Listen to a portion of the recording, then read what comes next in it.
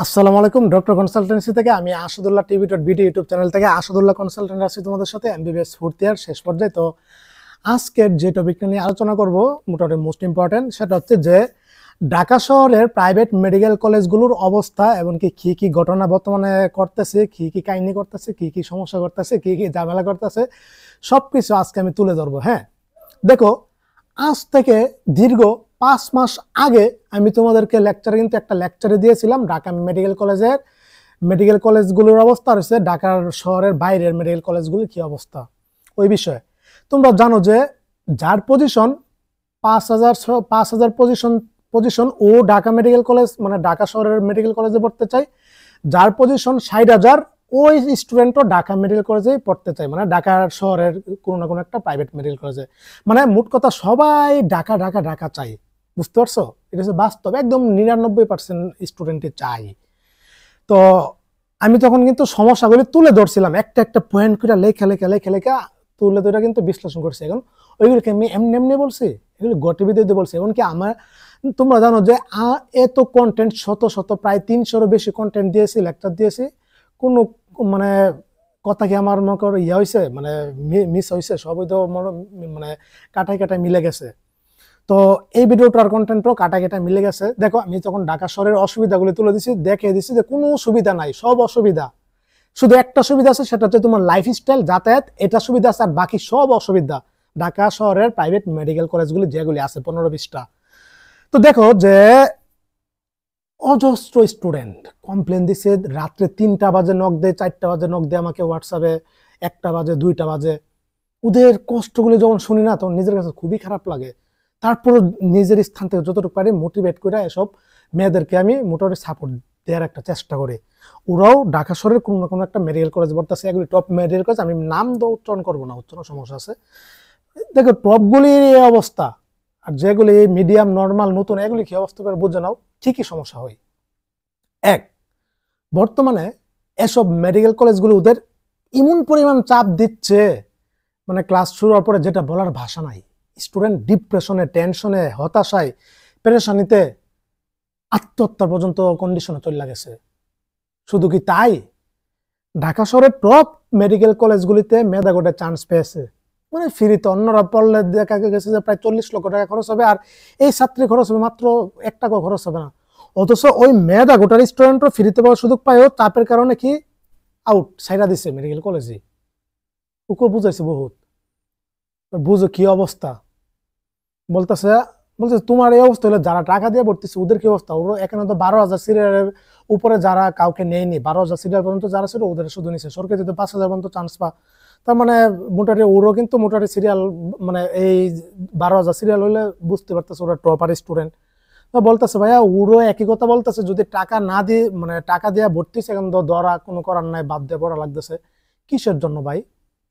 MBBS পড়া এত কঠিন না, কিন্তু কঠিন করে ফেলে, পরিস্থিতি তৈরি করে ফেলে এসব কলেজগুলির টিচার, শিক্ষকগণ, প্রফেসরগণ, এমনকি কলেজ কর্তৃপক্ষ। বুঝতে পারছো? অন্যরকম একটা ক্রিয়েট মানে তৈরি করে ফেলে, বাজে আচরণ, বাজে ব্যবহার, অযথায় পারতাছে, এরপর অযথা আইটেম পেন্ডিং দিচ্ছে।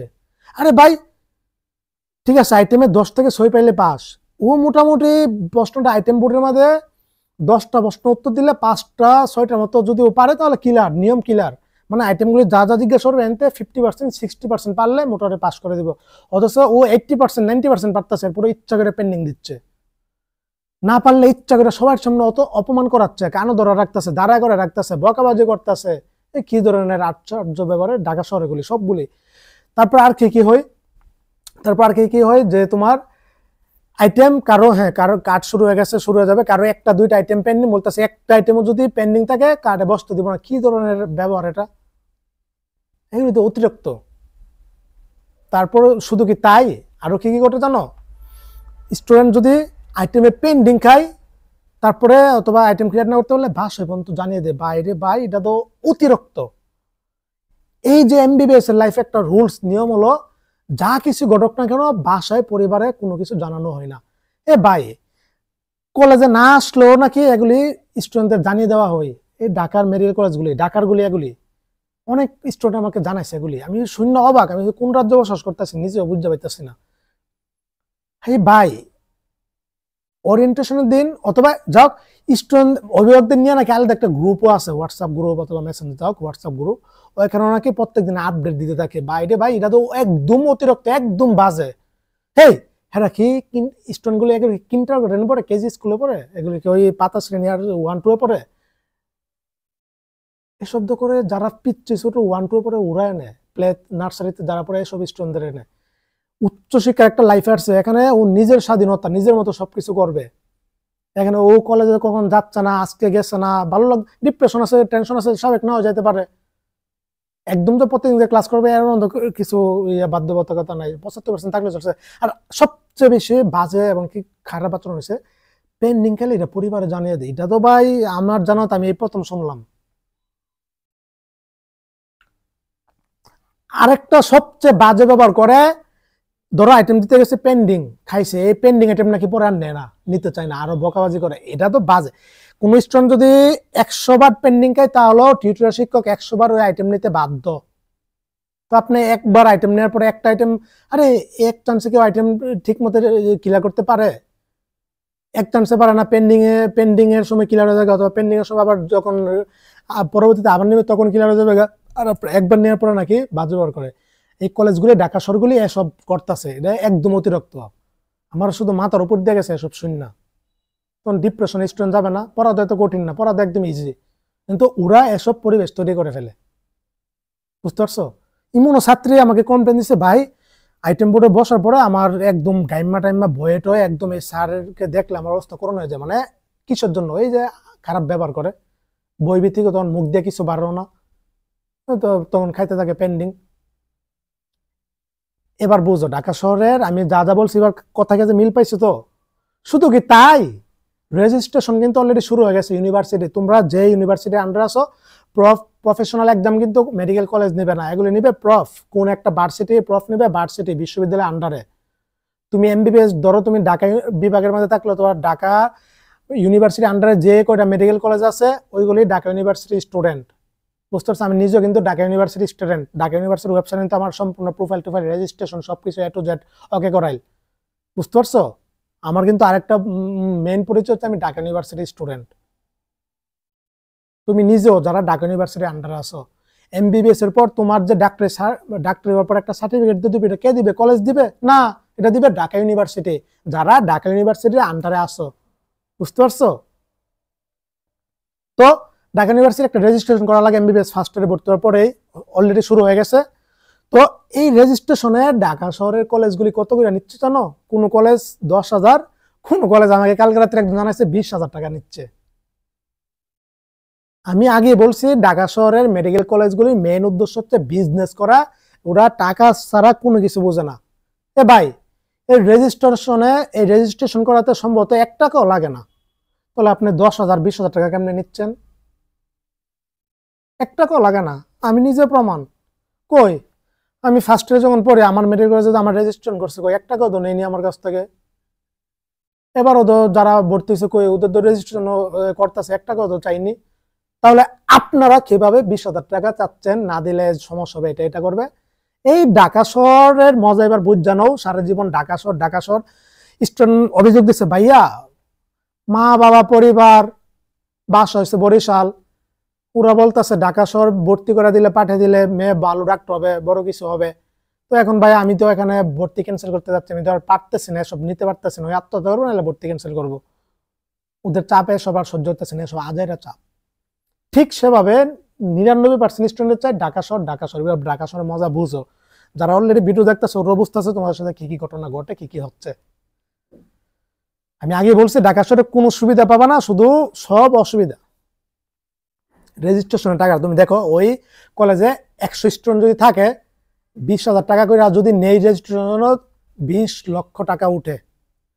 20 লক্ষ টাকা এই কলেজ কর্তৃপক্ষের লাভ, বিজনেস। রেজিস্ট্রেশন 1 টাকাও সম্ভবত লাগে না যতটুকু জানি। হে ভাই ভর্তির সময় আপনি 21,24,000 টাকা যে ভর্তির মধ্যে ধরছেন, এই টাকাটা কিসের জন্য? সম্পূর্ণ টাকাটা কিন্তু লাভ এই কলেজ কর্তৃপক্ষগুলির। তাহলে আপনি রেজিস্ট্রেশন ধরেন 1-2 হাজার টাকা লাগতে পারে, তাহলে আপনি কেন ভর্তির এত লক্ষ লক্ষ টাকার মধ্যে কেন আপনি 10,000 টাকা এখানে ইনক্লুড করেননি, কেন করতে পারেননি? ওই ভর্তি টাকাগুলো হিসাবটা একটু দেখাইন। তুমি এখন ভর্তি হয়েছে ওদের কাছে, তুমি ধরা, ওনারা যা বলবে তা মানতে তুমি বাধ্য, তা দিতে বাধ্য, ওনাদের বিজনেস চাঙ্গা। এটা হচ্ছে মেন বিষয়। কোনো প্রাইভেট মেডিকেল কলেজ চায় না তুমি একজন ভালো বড় ডাক্তার হয়ে বের হও, ওরা চাই তোমার কাছ থেকে টাকা। বুঝতে পারছো? এটা হচ্ছে মেন কথা, মেন বিষয়। উচিত কথা বললেই তো সমস্যা, আমি বালা না, যেটা সত্য এটাই বলি। তো এই ঢাকা শহরে আমি অন্যান্য ভিডিওতে বলছি আরো কি কি সমস্যা, নিজস্ব হোস্টেল নাই, খাওয়া দাওয়ার অবস্থা করুন, আজে বাজে ব্যবহার করে। মেন উদ্দেশ্য থাকে আটকানো। এই যে পেন্ডিং দিচ্ছে ইচ্ছা করে, কার্ডে বসতে দিচ্ছে না। আজকে একটা মেডিকেল কলেজে লিস্ট দিচ্ছে আমাকে, 15-16 জন আটকে দিচ্ছে কার্ডে। কার্ড বের একটা পরীক্ষা হইলো, কিছুই না। 1 মাস পড়াইছে, এটার উপর একটা এক্সাম নিবে 50 মার্কে, একটু দেখবে স্টুডেন্ট কত রকম জানছে, বুঝতে পারছে, এজুরে সিলেবাসে বিএমডিসি ইয়াতে নিয়মে আসবে নিবে। এটার মধ্যে যদি আপনি আটকে দেন ইয়া করেন, তাহলে কেমনে?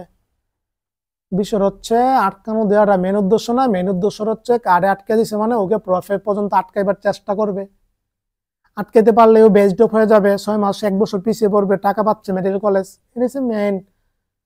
ভাই ঢাকা শহরের আমার অজস্র মেয়েরা আমাকে বলছে, ভাই মেধা গোটা চান্স হয়েছে কিন্তু পড়তে যাচ্ছে না।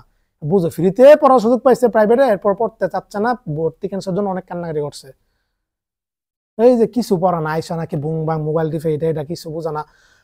আরেকটা বিষয় যে কিছু একটা টপিক না বুঝলে এটা নাকি দমকা, আরো নাকি বকাবাজি করে, এই কি মাথা নিয়ে আসছে এমবিবিএস পড়ার জন্য, প্রশ্ন মানে পড়াই বুঝো না, ইয়া করো না, প্রশ্ন কি অবস্থা। স্টুডেন্ট নাই বুঝতে পারে, আপনি ইংলিশ ভার্সনে লেকচার দেন, এখানে স্টুডেন্ট নাই বুঝতে পারে, আপনি এটা বুঝিয়ে দিবেন বাংলা ভাষায়, অথবা আবার রিপিট করে সুন্দর বুঝিয়ে দিবেন, তখন আপনি কেন খারাপ ব্যবহার করেন? কেন বলেন যে স্টুডেন্ট এটা মাথায় কিছু নাই, কি মাথা নিয়ে পড়তে আসছে? এভাবে অপমান করে থাকে ঢাকা শহরের মেডিকেল কলেজগুলি, একটা না সবগুলি, যেগুলি ঢাকা শহরের টপগুলি আরো বেশি করে, টপগুলি বেশি করতেছে। এ হচ্ছে সমস্যা। বুঝতে পারছো? আমি 5 মাস আগে যা যা বলছি এখন কি বাস্তবতার সাথে মিল পেয়েছো? অবশ্যই পাবা। আমি তো কিছু মিথ্যা কথা বানায় টানায় বলি না, যা সত্য তাই। এ হচ্ছে করুণ দশা, করুণ অবস্থা। অথচ এই যে আরেকটা বিষয় বলি, মাইগ্রেশন হয়েছে একটা দুইটা হচ্ছে মাইগ্রেশন হয়েছে। অনেক আমার জানা মতে পরিচিত অনেক ছাত্র ছাত্রী মাইগ্রেশন করে ঢাকা শহরে গেছে।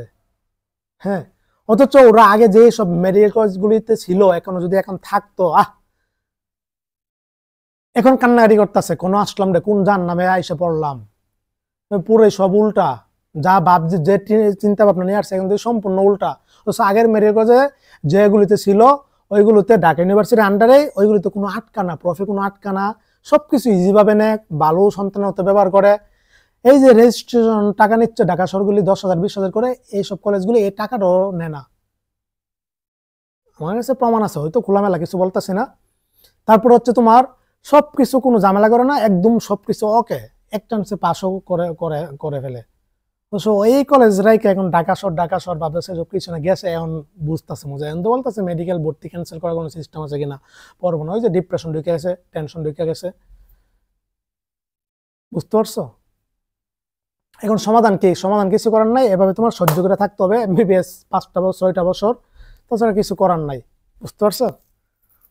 বেশি বুঝে সবাই ভাবে যে ঢাকা শহর আছে মানে মানে আমরে ইয়া কিছু, কিন্তু এখন বাস্তবে বুঝে। আর ঢাকার শহর কলেজ আমি বলছি এগুলি মেন বিজনেস। আমি এই যতগুলি কথা বলছি এগুলি টপ কলেজে, মিডিয়ামগুলি অবস্থা আর নতুনগুলি বাদে দিলাম, টপগুলি অবস্থা করতেছে, যেগুলি ভালো পর্যায়ের সবাই, যেগুলি বুঝো 12,000 13,000 সিরিয়ালের মধ্যে না থাকলে এগুলিতে চান্সই পাওয়া না, অথচ এগুলিতে অবস্থা, এই দশা, এই হচ্ছে অবস্থা। এগুলি করুন বাস্তবতা তুলে ধরছে, যেগুলি বাস্তব, যেগুলি সত্য। বুঝতে পারছো? তো লেকচারটা দেওয়ার কারণ হলো যে আমি যে 5 মাস আগে বলছিলাম বিরুতে, এই কথাগুলি আদৌ কি সত্য কিনা, এই সত্যটা আমি প্রমাণ পাইছি বিধে এমনকি তুলে ধরছে। আর বিরু যারা দেখতেছে ওরা এগুলি ভুক্তভোগী, তোমাদের সাথে এগুলি হচ্ছে। অনেক ছাত্র ঢাকা শোন না, আরো অন্যান্য ঢাকার বাইরের গুলিও অনেকগুলি এসব কাহিনী করে, বেশিরভাগ মেডিকেল কলেজে এসব কাহিনী করে। দেখবে এমবিবিএস পড়তে আসছে স্টুডেন্ট, নতুন এখানে নতুন ভার্সন, নতুন পরিবেশ, নতুন স্যার, নতুন স্টুডেন্ট, ছাত্রছাত্রী, বন্ধু বান্ধব, নতুন সবকিছু, এখানে ওর মানে নিতে একটু কষ্ট হচ্ছে। তো এখানে আপনি ওকে সাপোর্ট দেওয়া দরকার, সেখানে আরো ওর সাথে খারাপ ব্যবহার করতেছেন আপনি। এমবিবিএস পর্যায়ে, উচ্চশিক্ষা একটা পর্যায়ে এসে কেউ কি কান্ন ধরা, কেউ কি অপমান করে, কেউ কি বকাবাজি করে, কেউ কি বাড়িতে কেউ সব ফেল টেল অথবা সাপ্লি টাপ্লি পেন্ডিং গেলে কি সব বাড়িতে জানা? আরে ভাই, আমি এমবিবিএস ফার্স্ট ইয়ারে টানা 1 বছর ডিপ্রেশনে ছিলাম, 1 বছর আমি কোনো লেখাপড়া ঠিক মতো করতে পারিনি। অথচ আমার কলেজ স্যার প্রফেসর সবাই তো সব কন্ডিশন জানে, চাইলে কি আমার বাসায় জানাতে পারতো না? বাসায় এমবিবিএস এর নিজের অবস্থা করুন, সে সাথে যদি পরিবার এটা জানা, পরিবার টেনশনে একদম সবাই অসুস্থ হয়ে যাবো, কতটুকু খারাপ লাগবে। কই আমি তো এত খারাপ সময় পার করে আসছি, আমার তো পরিবারে জানাইনি। কি হয়েছে? আলহামদুলিল্লাহ এক চান্স পরে পাস করে আসছি ধাপে ধাপে, আজকে 4th ইয়ার শেষ পর্যায়ে উপনীত হলাম। বুঝতে হবে, বুঝতে পারছো? এই নিয়ম। উচ্চশিক্ষা শিক্ষিত আছে, এখানে যদি বাসায় জানা এটা করে কেটা কোন দিন আইটেম ক্লিয়ার হচ্ছে না হচ্ছে এগুলো নাকি অভিজ্ঞ জানায় দেয়, কাটে কেটা বসতে জানা, নিয়ম না। আমি দেখছি এক স্টুডেন্ট টানা ফার্স্ট প্রপ পাস করতে ওর 3 বছর লাগছে, মানে 6বার বোর্ড ছিল, 6বারে ফেল। পরিবার তো বলো জানানো হয়নি। কি এমবিবিএস লাইফটাই এটা, এখানে ফেল করা সাপ্লি করা কোনো এটা স্বাভাবিক, কমন। ফেল সাপ্লি এগুলি পেন্ডিং এগুলি কমন। যত করবা তত ভালো তোমার জন্য, তোমার আরো পড়া হবে, জানা হবে, আর মন থাকবে। আর এইসব জাউরা মেয়েদের যে মেন টেন্ডেন্সি হচ্ছে ফেল করানো, আটকানো, বুঝতে পারছো? তো যাক, তোমরা হতাশা টেনশন করো না, আল্লাহ ভরসা সব ঠিক হয়ে যাবে ইনশাল্লাহ। সহ্য করে থাকো, আল্লাহর উপর দোয়া করো, আমি তো আছি। আর আমি তো লেকচার টেকচার ক্লাস সব করে দিছি, ফিজিওলজি, বায়োকেমিস্ট্রি, অ্যানাটমি আরো কিছু বাকি আছে, এগুলি করে দিব না। আর তোমাদের টার্ম সামনে ডেট দিয়ে দিছে, অথবা অনেকে চলতেছে, ভালোভাবে দাও, সুপার সেশন দিচ্ছে, এগুলি পড়লেই 90% ইনশাল্লাহ কমন আসবে, পাস করে ফেলবে ইনশাল্লাহ। সবাই ভালো থাকো, সুস্থ থাকো, সবার জন্য দোয়া রইল। আসসালামু আলাইকুম ওয়া রাহমাতুল্লাহি ওয়া বারাকাতুহু।